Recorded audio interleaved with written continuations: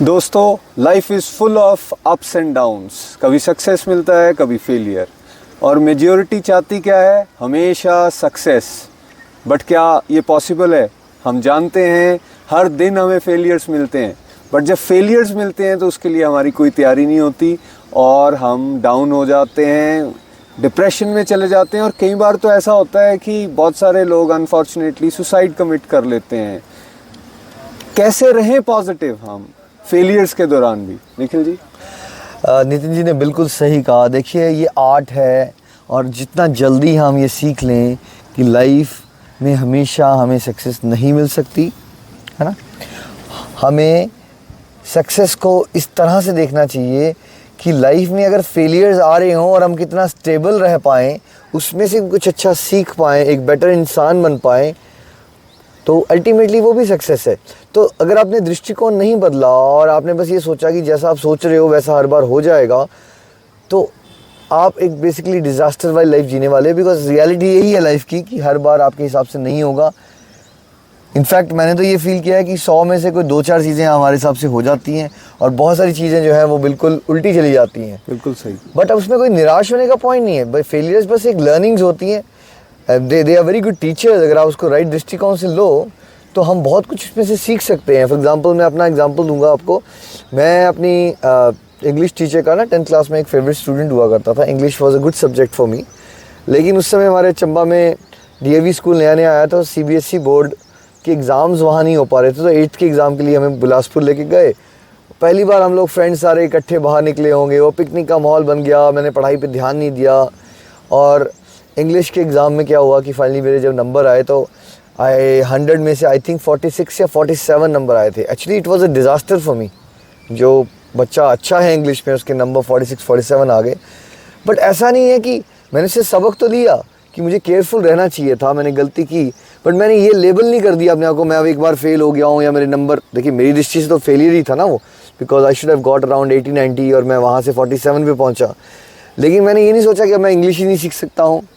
मैंने इंग्लिश पे और अच्छे से इम्प्रूव किया और अब मैं एक अच्छा इंग्लिश स्पीकर भी बन गया हूँ। एक यूट्यूब चैनल भी है जिसमें मैं भागवत गीता भी इंग्लिश में करवा रहा हूँ।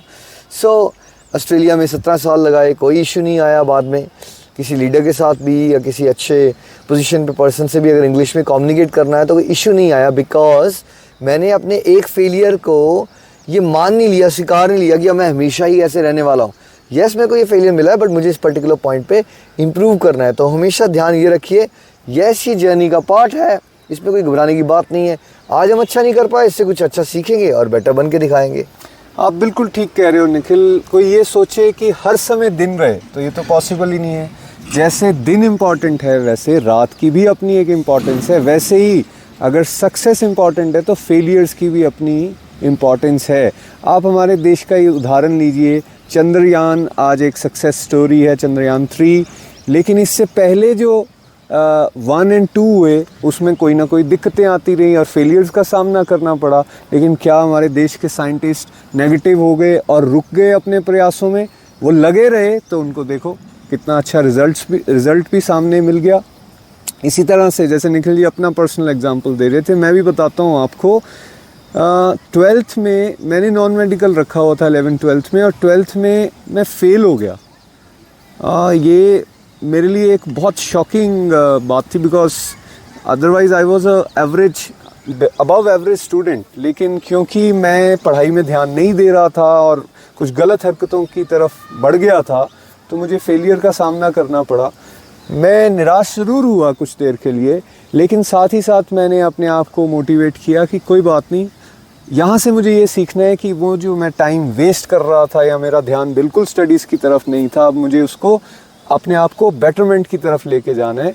और बाद में जब मैं लॉ की पढ़ाई कर रहा था तो ऊपर वाले की कृपा से मैंने टॉप किया और मुझे गोल्ड मेडल भी मिला। और उसके बाद मैं अपनी प्रैक्टिस में भी भगवान की कृपा से ही अच्छा कर पा रहा हूँ।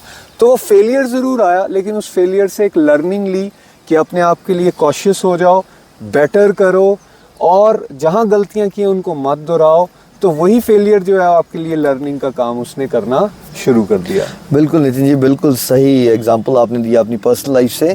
और हम भी चाहेंगे जब आप ये वीडियोस को सुनते हो तो अपनी पर्सनल लाइफ से रिलेट करो कि आप फेलियर्स को कितनी करेज से हैंडल करते हो, बिकॉज आपकी ट्रू सक्सेस ये है कि आप फेलियर्स से निराश थोड़ी देर के लिए होना नॉर्मल है, बट क्या वो निराशा आपकी साल 2 साल चलती है, या 1-2 दिन निराश होने के बाद आप उसमें से कुछ सीखते हो और बेटर प्लान बना के फिर जोश के साथ आगे बढ़ जाते हो। क्योंकि ट्रू सक्सेस ये है कि हम मेहनत करना बंद ना करें, हमेशा लगे रहें।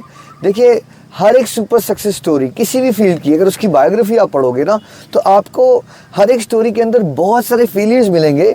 एक सुपर सक्सेसफुल पर्सन में, एक ऑर्डिनरी पर्सन में बस यही फ़र्क होता है कि ऑर्डिनरी पर्सन में भी टैलेंट होता है, लेकिन क्या होता है कि वो जल्दी घबरा जाता है। 1-2 बार फेलियर मिलते हैं, उसको लगता है, ओ मैं कर ही नहीं सकता, शायद मेरे से होगा नहीं, और वो नेगेटिव थिंकिंग के ट्रैक में पड़ जाता है।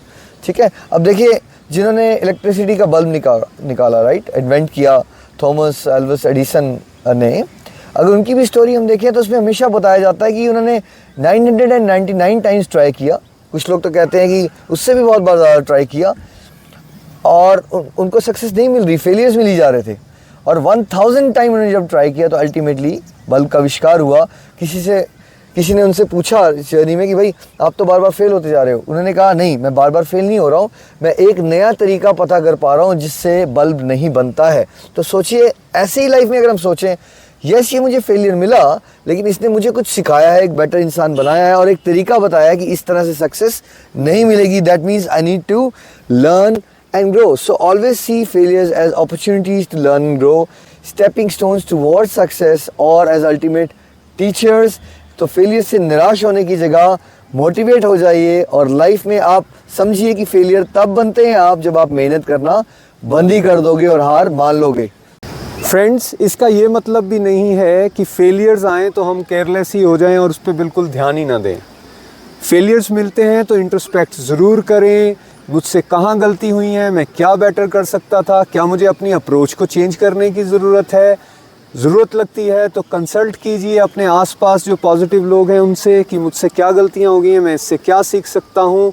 इससे आपको नेक्स्ट टाइम जब आप वो टास्क करेंगे तो आपको हेल्प ज़रूर मिलेगी, और यही पॉजिटिव रहने का मंत्र भी है। So let's be positive. जय जय श्री राधे, जय जय श्री राधे, जय जय श्री राधे, जय जय श्री राधे, जय जय श्री राधे, जय जय श्री राधे, जय जय श्री राधे, जय जय श्री राधे, जय जय श्री राधे, जय जय श्री राधे, जय जय श्री राधे, जय जय श्री राधे, जय राधे, जय राधे, जय श्री कृष्णा बोलो जय राधे, जय राधे, जय राधे, जय श्री कृष्णा बोलो जय राधे, जय श्री कृष्णा बोलो जय राधे, जय जय श्री राधे।